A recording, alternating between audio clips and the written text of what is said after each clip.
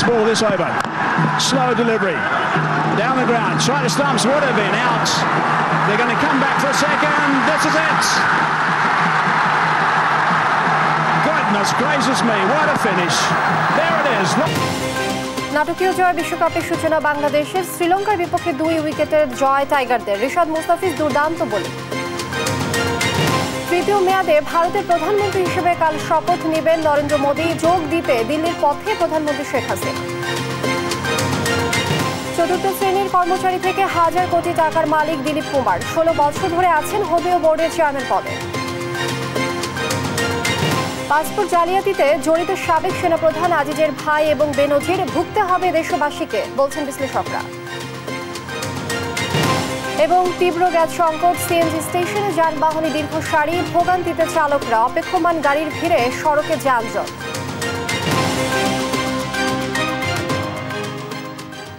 দেখছিলেন শিরোনাম সংবাদ দুপুরের সঙ্গে আছি আমি লিনিয়া আফরোজ শুরুতেই টি-20 বিশ্বকাপ প্রসঙ্গ জয় দিয়ে টি-20 বিশ্বকাপ শুরু করলো বাংলাদেশ রোমাঞ্চকর লড়াইয়ে শ্রীলঙ্কাকে 2 উইকেটে হারালো টাইগাররা রিশাদ মুস্তাফিজ তাসকিনদের দুর্দান্ত বোলিংয়ে শ্রীলঙ্কাকে মাত্র 124 রানে আটকে রাখে বাংলাদেশ জবাব দিতে নেমে ফের ব্যর্থ টাইগার টপ অর্ডার তবে লিটন হৃদয় জয়ের পথ দেখালো শেষ দিকে দ্রুত উইকেট হারিয়ে চাপে পড়ে শান্তর দল আবারও সেই চাপ সামাল দিয়ে দলকে জয় এনে দেন মাহমুদুল্লাহ লঙ্কানদের বিপক্ষে নাটকীয় জয়ের পর স্বস্তি ফিরেছে টাইগার ফ্যানদের হতাশা ভুলে এবার বড় স্বপ্ন তাদের সোমবার সাউথ আফ্রিকার বিপক্ষে ম্যাচ নিয়েও বেশ আশাবাদী ফ্যানরা আর জানাচ্ছেন নাফিয়া ফারজানা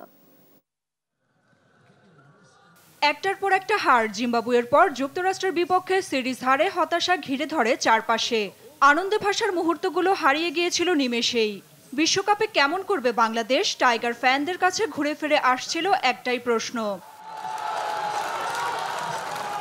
কিন্তু টিম টাইগার্স হতাশ করেননি ফ্যানদের রোমাঞ্চকর লড়াইয়ে জিতে লিটন হৃদয়রা প্রত্যাশা বাড়িয়েছেন সবার লিটন সমূহ তারা যদি ভালো করে আসলে আশাবাদী আমরা সামনের ম্যাচগুলো জিতবো আর এই ম্যাচটা জিতলে আমরা সামনের ম্যাচগুলোতে অনুপ্রেরণা পাবো আমরা আশাবাদী যে সামনের ম্যাচগুলো জিতবো এই বিষয়ে আমরা ভালো কিছু নিয়ে আসবো গ্রুপে এখন টাইগারদের বড় বাধা সাউথ আফ্রিকা 20 ওভারের ফরম্যাটে বেশ এগিয়ে ক্লাসেন মার্করামরা তবে লঙ্কানদের বিপক্ষে জয়ের পর তাদের হারানোর স্বপ্ন ফ্যানদের একটা জয় সব বদলে গেল কখনো নকআউটে বাধা পেরোতে না পারা বাংলাদেশকে নিয়ে এখন বেশ আশাবাদী টাইগার ফ্যানরা Nafia Farzana sports desk Desh TV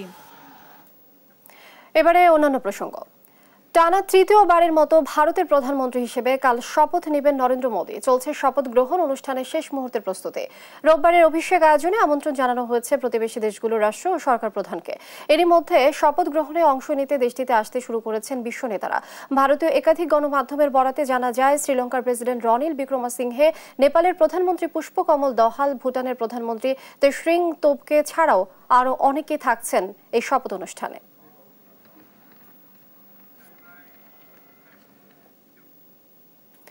ভারতের প্রধানমন্ত্রী নরেন্দ্র মোদীর শপথ গ্রহণ অনুষ্ঠানে যোগ দিতে দিল্লির পথে প্রধানমন্ত্রী শেখ হাসিনা শনিবার সকাল 10:15 নয়াদিল্লির উদ্দেশ্যে ঢাকা ত্যাগ করেন প্রধানমন্ত্রী আগামীকাল রবিবার টানা তৃতীয় মেয়াদে প্রধানমন্ত্রী হিসেবে শপথ নেবেন নরেন্দ্র মোদী সফরে 2 প্রধানমন্ত্রীর মধ্যে একান্ত বৈঠক অনুষ্ঠিত হবে শেখ হাসিনা নয়াদিল্লিতে বিভিন্ন অনুষ্ঠানে যোগদান ও আনুষ্ঠানিক কর্মসূচিতে অংশ নেবেন এরপর নয়াদিল্লির স্থানীয় সময় সোমবার বিকেল 5টায় পালাম এয়ার ফোর্স স্টেশনে পৌঁছাবেন বাংলাদেশ সময় রাত 8টায় তার ঢাকা পৌঁছানোর কথা রয়েছে ভারতের 18তম লোকসভা নির্বাচনে বিজেপি নেতৃত্বাধীন এনডিএ জোট 293টি এবং ইন্ডিয়া জোট 233টি আসন জয় লাভ করে এর আগে 8 জুন মোদীর শপথ অনুষ্ঠানের কথা ছিল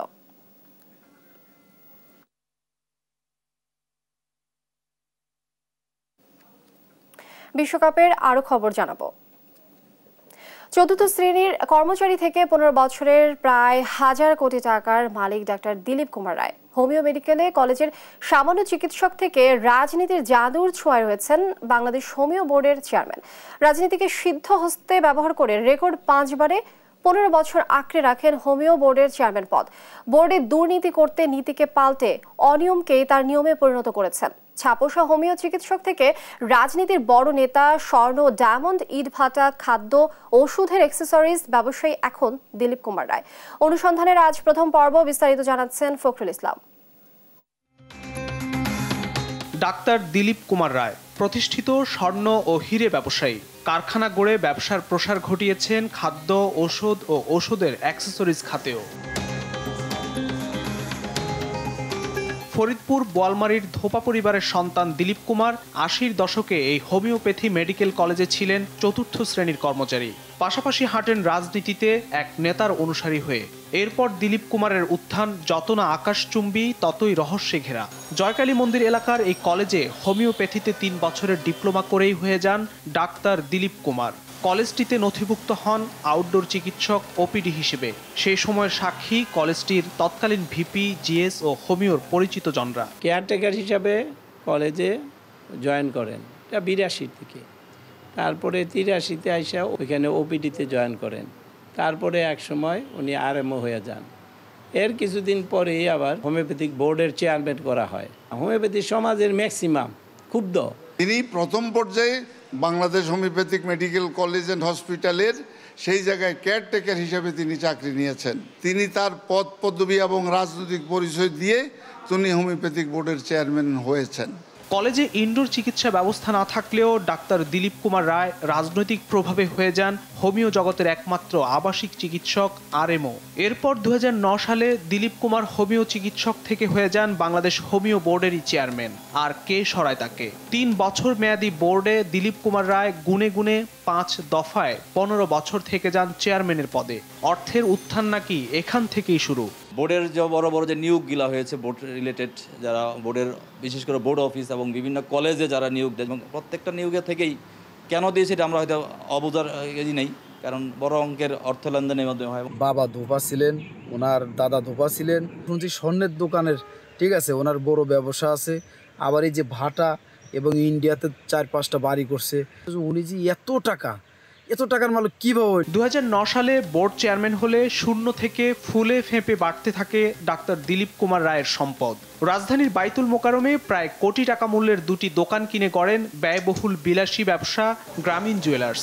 এই মার্কেটেই গড়েন বিশাল ডায়মন্ডের শোরুম। এছাড়া বসুন্ধরা সিটি শপিং মল ও নিউ মার্কেটেও প্রায় কোটি টাকা মূল্যের 2টি দোকান কিনে গ্রামীণ জুয়েলার্স ও ডায়মন্ডের ব্যবসার প্রসার ঘটান। এইসব দোকানের প্রতিটিতেই নাকি রয়েছে ২০ কোটি টাকার বেশি স্বর্ণ ও ডায়মন্ডের মজুদ।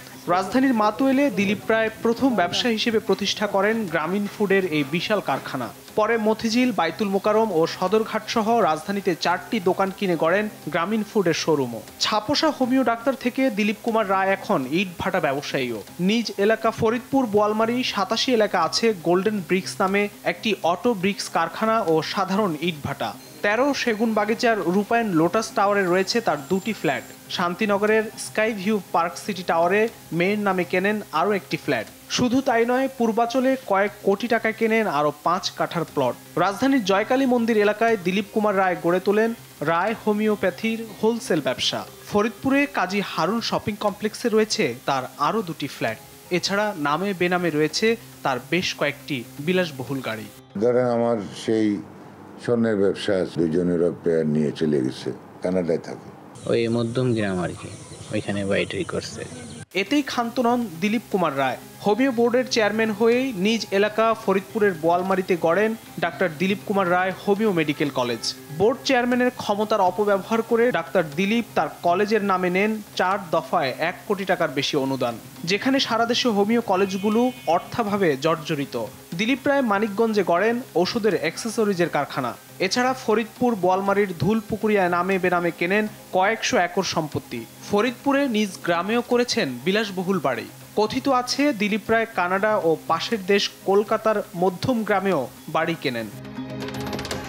হোমিওপ্যাথি বোর্ড ভেঙে হোমিও শিক্ষা ও চিকিৎসা কাউন্সিল গঠিত হলে ডাক্তার দিলীপ রায় এখন তার নির্বাহী চেয়ারম্যান। যুগ আসে যায়, হোমিও জগতে যেন দিলীপ রায়ের যোগের ক্ষয় নেই।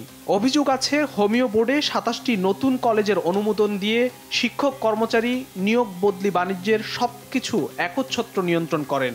আর এখান থেকেই নাকি শত শত কোটি টাকা হাতিয়ে অর্থবিত্তের কুমির বনে গেছেন ডাক্তার দিলীপ রায়। চতুর্থ শ্রেণীর কর্মচারী থেকে হোমিও ডাক্তার দিলীপ রায় শুধু হোমিও বোর্ড চেয়ারম্যানই নন, তিনি ছিলেন জুয়েলারি মালিকদের সংগঠন বাজুসের সাবেক সভাপতি। ক্ষমতাসীন দল আওয়ামী লীগের ঢাকা মহানগর দক্ষিণের সহসভাপতি, একই সঙ্গে বাইতুল মোকাররম দোকান মালিক সমিতির সাধারণ সম্পাদক, সব দিকে সমানতালে আধিপত্য বিস্তারে পারদর্শী দিলীপ রায়ের এত সব বিত্ত বৈভব আর অনিয়মের রসদ নাকি তার রাজনৈতিক প্রভাব।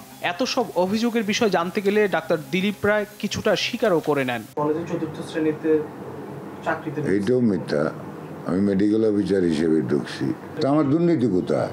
হোমিওপ্যাথি বোর্ডের বাজেট হলো ৪ কোটি টাকা। তো যদি টাকা নিয়ে নিয়োগ দেয় আর মাগনা দেয়, মেধায় দেয়, এটা তো ডিসি দেবে, আমি নিয়োগ করতাম না। তো ট্রান্সপারেন্সি ইন্টারন্যাশনাল বাংলাদেশ টিআইবির নির্বাহী পরিচালক ইফতেখারুজ্জামান জানান, দুর্নীতির আশ্রয়ে এমন অর্থবিত্তের বিষয়টি সংশ্লিষ্ট কর্তৃপক্ষকে খতিয়ে দেখা উচিত।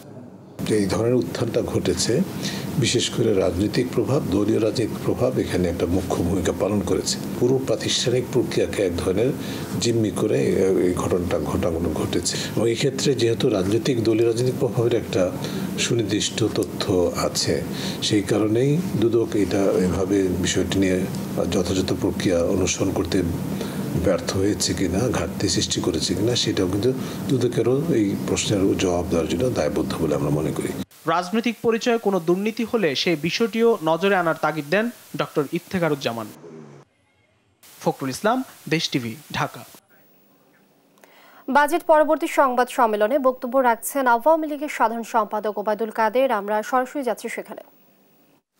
গত ১.৫ দশকে বাংলাদেশ একটি দ্রুত বর্ধনশীল অর্থনৈতিক শক্তি হিসেবে বিশ্ব দরবারে মর্যাদা লাভ করেছে। বাংলাদেশ এখন বিশ্বের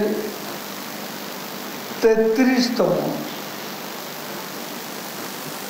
বৃহৎ অর্থনৈতিক দেশ। অর্থনৈতিক সামাজিক অগ্রগতির ফলে জীবনমান এদেশে দিন দিন উন্নত হচ্ছে।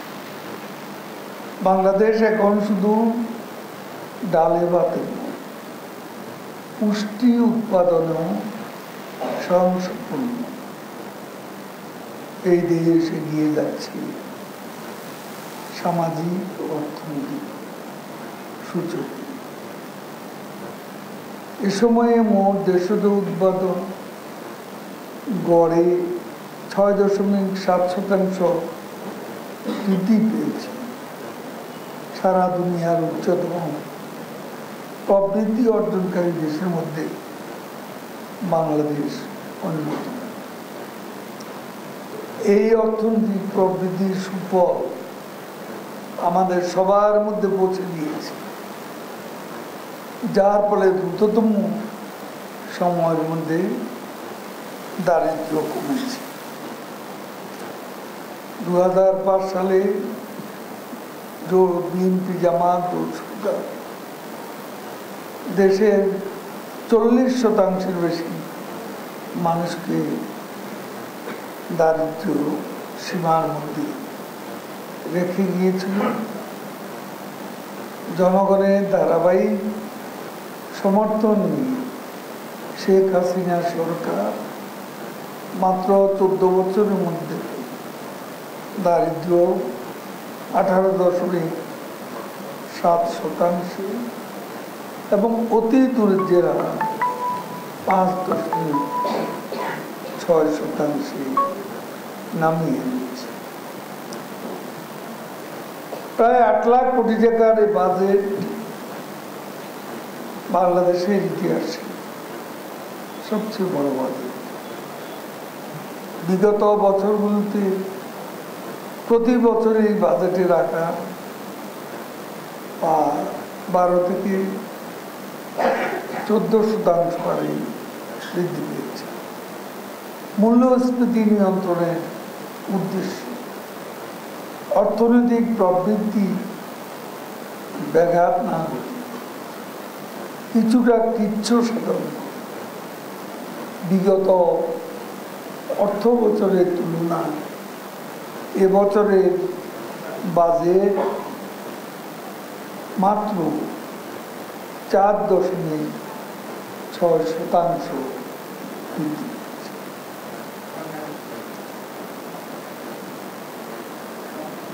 প্রিয় বন্ধুগণ, আন্তর্জাতিক বাজারে নিত্য প্রয়োজনীয় পণ্যের দাম বৃদ্ধি, সুদের হার বৃদ্ধি, পরিবহন খরচ বৃদ্ধি এবং টাকার মান কমে যাওয়া, এই চতুর্মুখী চাপ আমাদের অর্থনীতি সৃষ্টি করে ডলার সংকট এবং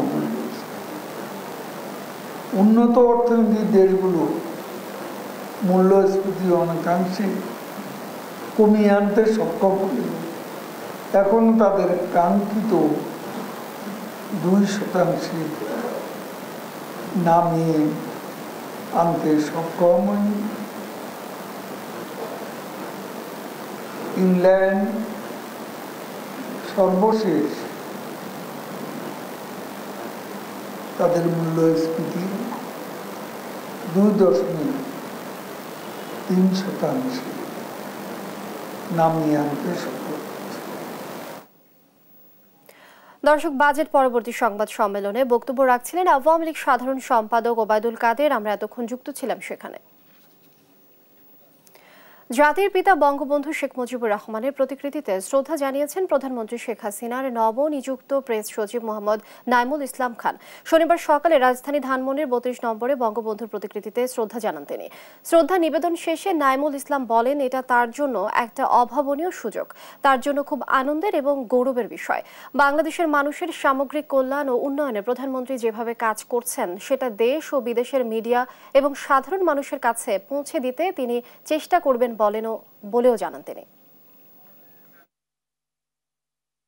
আমার জন্য একটা অভাবনীয় সুযোগ এবং আমার জন্য তো ভীষণ গৌরবের। মাননীয় প্রধানমন্ত্রী শ্রদ্ধেয় শেখ হাসিনাকে তার কাঁধে সহায়ক যতটুকু আমার জ্ঞান, বুদ্ধি, মেধা, শ্রম দিয়ে আমি চেষ্টা করব কাজ করতে। সংবাদ দুপুরে আরো যা থাকছে। 11 বছরে চালু হয়নি কুষ্টিয়া মেডিকেল কলেজ ও হাসপাতাল। খোলা আকাশের নিচে নষ্ট হচ্ছে শত কোটি টাকার সরঞ্জাম। বঙ্গবন্ধুর হত্যাকারী মোসলে উদ্দিনের সন্তানদের দেখানো পথেই হেঁটেছেন সাবেক সেনা প্রধানের ভাই সহ আইজিপি বেনজির আহমেদ। অপকর্ম থেকে পার পেতে প্রত্যেকেই পাসপোর্ট জালিয়াতির মতো পথ বেছে নিয়েছেন। বিশ্লেষকরা বলছেন, কয়েকজন ব্যক্তির এমন কর্মে পাসপোর্ট অবনমন হলে ভুগতে হবে পুরো দেশবাসীকে। বিস্তারিত নূপুর মাহমুদের রিপোর্টে। 2020 সালে র্যাবের মহাপরিচালক থাকাকালীন পাসপোর্টে নবায়ন করেন বেনজির আহমেদ। সে সময় পেশা লুকিয়ে লিখেন প্রাইভেট জব আর ঠিকানাও দেন ভুল। সাবেক আইজির আগে একই পথে পাসপোর্টে নিজের নাম সহ পিতামাতার নাম পর্যন্ত পরিবর্তন করেন সাবেক সেনাপ্রধানের দুই ভাই হারিস ও জোসেফ।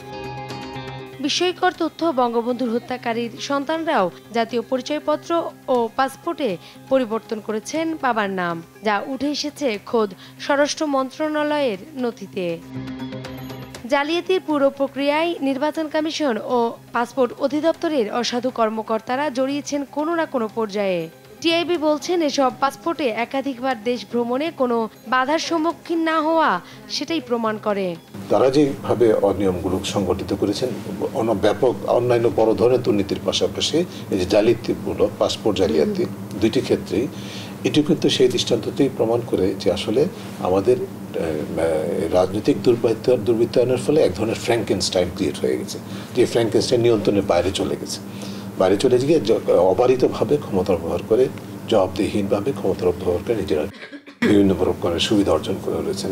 তারা বলছেন, জড়িতদের বিরুদ্ধে ব্যবস্থা না নেওয়ায় প্রশ্নবিদ্ধ হচ্ছেন ঊর্ধ্বতনরাও। বহু ব্যক্তির সংশ্লিষ্টতা, এক ধরনের যোগসাজশ এবং সুরক্ষা সংগঠিত হয়েছে। কাজেই এটি শুধুমাত্র যিনি সরাসরি দায়ী তাকে তার বিচারের পাশাপাশি যারা এর সাথে সহযোগিতা করেছেন, অংশীদারিত্ব করেছেন, যোগসাজশ করেছেন, সুরক্ষা দিয়েছেন এবং সুযোগ করে তৈরি করে দিয়েছেন, তাদের সকলকেই জবাবদিহিতার আনতে হবে।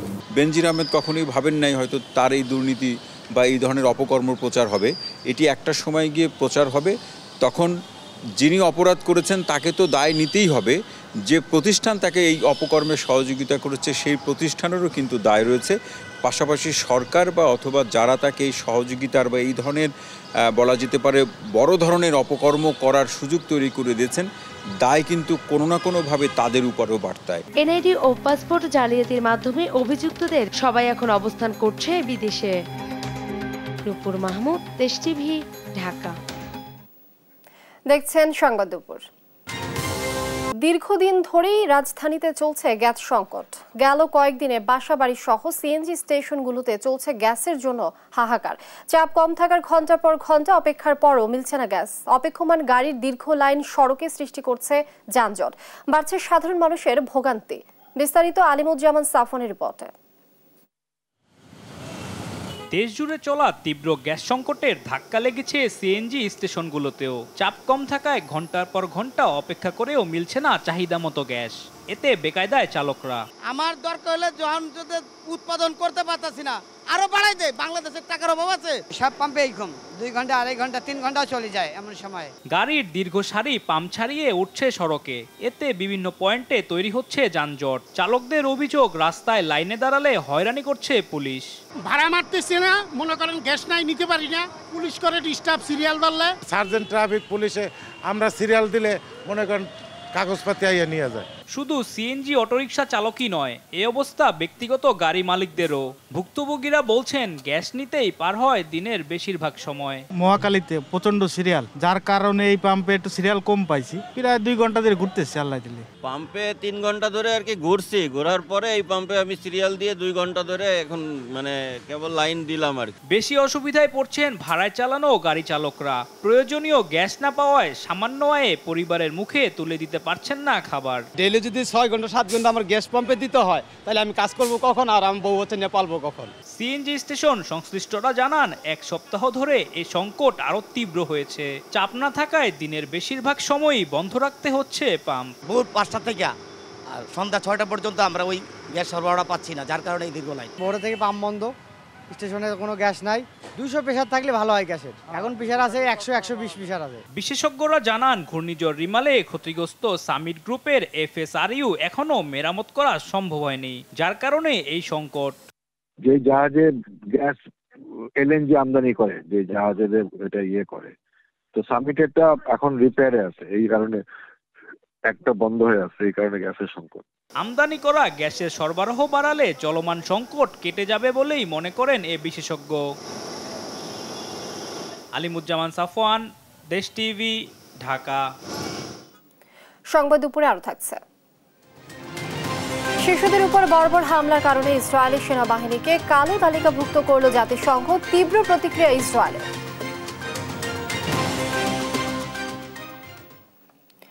11 বছর পেরিয়ে গেল, এখনো চালু হয়নি কুষ্টিয়া মেডিকেল কলেজ ও হাসপাতাল। দফায় দফায় বেড়েছে মেয়াদ, বেড়েছে খরচও, তবুও পূর্ণতা পায়নি প্রতিষ্ঠানটি। ফলে কাঙ্ক্ষিত স্বাস্থ্য সেবা থেকে বঞ্চিত হচ্ছে এ অঞ্চলের লাখ লাখ মানুষ। অব্যবহারে নষ্টের সংখ্যায় শত শত কোটি টাকার চিকিৎসা সরঞ্জামগুলো। ইরফান রানার ক্যামেরায় কুষ্টিয়া থেকে নাইদা সান্তিতাসের রিপোর্ট। 30 লক্ষ মানুষের স্বাস্থ্যসেবা নিশ্চিতে কুষ্টিয়া মেডিকেল কলেজ ও হাসপাতাল প্রকল্পের কাজ শুরু হয় 2012 সালে। ব্যয় ধরা হয় 275 কোটি টাকা। পরবর্তীতে কয়েক দফায় বাড়ানো হয়েছে মেয়াদ, ব্যয়ও বেড়ে দাঁড়িয়েছে 700 কোটিতে। তবুও 11 বছর পেরিয়ে গেলেও এখনো পূর্ণতা পায়নি হাসপাতালটি। শুধুমাত্র চালু করা হয়েছে বহির্বিভাগ। অব্যবহারে নষ্টের সংখ্যায় শত শত কোটি টাকার চিকিৎসা সরঞ্জাম। ফলে কাঙ্ক্ষিত স্বাস্থ্যসেবা থেকে বঞ্চিত হচ্ছে এ অঞ্চলের লাখ লাখ মানুষ। আমরা যারা স্থানীয় আছি, আমরা অনেক সময় হিমশিম খাই, আমরা বেড পাই না, আমরা আমাদের পেশেন্ট নিয়ে এসে ফ্লোরে কষ্ট করি। তো এইভাবে কতদিন? ভিতরে ঢোকার মতো পরিবেশ নাই, একটা যে ট্রলি নিয়ে যাবে, রোগী নিয়ে যাবে, সে পরিবেশও নাই। এত পরিমাণ রোগীর চাপ, আর এখানে সেবা লোকজনের সেবা পাওয়ার থেকে আর ভোগান্তি বেশি হয়। তো মেশিনারি থাকার পরেও এই হসপিটালটা চালু হচ্ছে না, কুষ্টিয়া মেডিকেল কলেজ হসপিটালটা। তো আমাদের দাবি খুব দ্রুত এই হসপিটালটা চালু করার জন্য। তবে হাসপাতাল চালু না হলেও 2 বছর আগে শুরু হয়েছে মেডিকেল কলেজের একাডেমিক কার্যক্রম। আমাদের ক্যাম্পাসে যদি হসপিটালটা যদি চালু হয়ে যেত, হসপিটাল চালু হলে আমাদের ওয়ার্ক করতে সুবিধা হতো। আমরা চাচ্ছি যে দ্রুত হসপিটালটা চালু হোক, এতে আমাদেরও সুবিধা হবে, আমাদের ইন্টার্ন ভাইদেরও সুবিধা হবে। এ বিষয়ে প্রকল্প পরিচালকের ওপর দোষ চাপিয়ে হাসপাতালের পরিচালক বলছেন, চিকিৎসা সরঞ্জাম অনেক আগে কেনা হলেও তা এখনো বুঝে পাননি তারা। সব বুঝে পেলে দ্রুতই চালু হবে হাসপাতালের স্বাস্থ্যসেবা। জানা মতে তিনি এনে অনেক আইগুলো নিয়ে এসেছে, কিন্তু এগুলো সার্ভে হওয়ার পরে তিনি আমার কাছে জমা দেবেন, কিন্তু সেই কাজটা এখনো হয়নি। কি কারণে তার কাজগুলো বিঘ্ন হচ্ছে তিনি আমার কাছে এগুলো উপস্থাপন করেননি। 2012-13 অর্থ বছরে শুরু হওয়া কুষ্টিয়া মেডিকেল কলেজ ও হাসপাতালের নির্মাণ কাজে ওঠে অনিয়মের অভিযোগ। ভবনের নকশা পরিবর্তন সহ নানা অনিয়মের সত্যতাও মেলে আইএমইডির অনুসন্ধানে। নাহিদ হাসান তিতাস, দেশ টিভি, কুষ্টিয়া।